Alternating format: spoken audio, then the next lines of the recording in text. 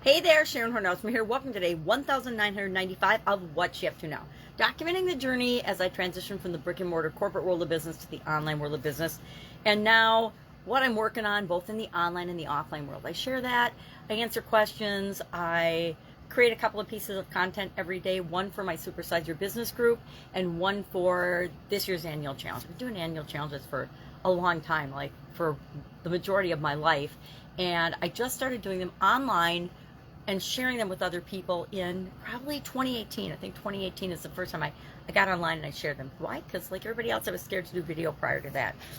And I just came online in 2017. So it took me a good year to figure out what was going on, what I was doing, what did and didn't work for me. And even once I started to do annual challenge, I realized that I got sucked into the void of the online world and what doesn't work, and made a lot of those same mistakes that everybody makes when they come online. Or not everybody, but a lot of us make when we come online. Or that a lot of us make when we start and run and supersize and grow our own businesses. So today's idiom for Supersize Your Business was to be on the same page. This is a book I love. I discovered it after my sudden cardiac arrest. It's a workbook called the Excuse Me, Your Life is Waiting playbook. It goes along with the Excuse Me, Your Life is Waiting book, which is a terrific book that I read and discovered in my journey of trying to understand why I had a sudden cardiac arrest, which, you know, people outside of me could easily see that I was headed. I was like a train wreck heading for disaster health-wise, but I didn't see it, of course. And so that's one of the tools I use is this little workbook, and I give it to, it's a playbook, not a workbook, but I like the term playbook better than workbook, just like Lynn Grabhorn does, because if we think something's work, we don't necessarily want to do it. But if we think it's play and it's going to help us and benefit us, which this book definitely does, we do want to do it.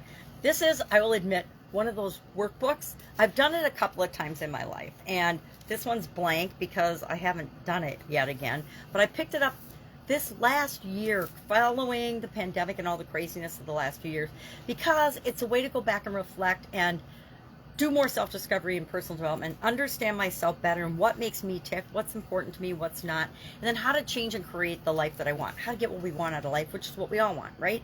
This year's challenge is the Get Your Goals Annual Challenge, and we're focusing on relationships this month. And today's topic is shared vision and shared goals. And we are talking about to be on the same page is why I have the book in the first place, and that we want to have a common destination that we're going to in our relationships and in growing and building and supersizing our business as well.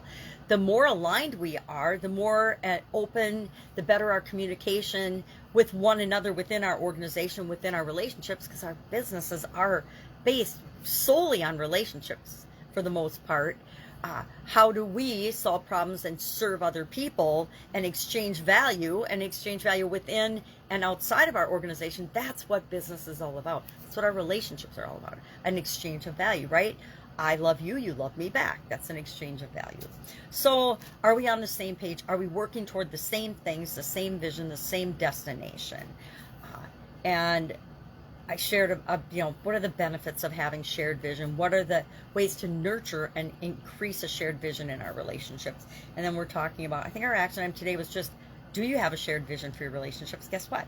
I thought I had a shared vision for some of my relationships in the past and came to realize through time that I did not, that we were not on the same page when it came to our core, a couple of our core values and our overall where we wanted the relationship to go. And that's when those relationships usually fall apart.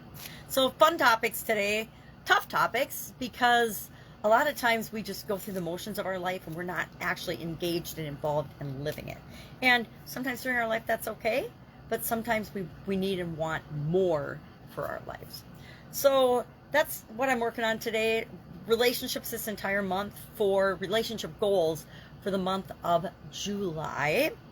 And just different topics this week. We've got a whole week of just different topics with respect to relationships. So if there's a topic somebody would like to see, I like to ask and say, hey, what do you want to talk about with respect to relationships? What's important to you with respect to achieving your relationship goals?